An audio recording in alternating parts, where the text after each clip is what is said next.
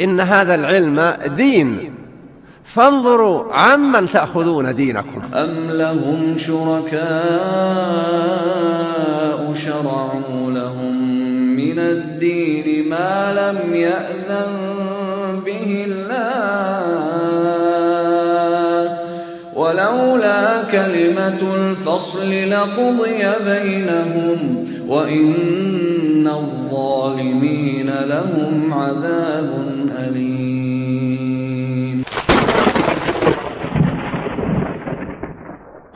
الاحتفال بالمولد النبوي هذا بدعة، وكل بدعة ضلالة كما في الحديث.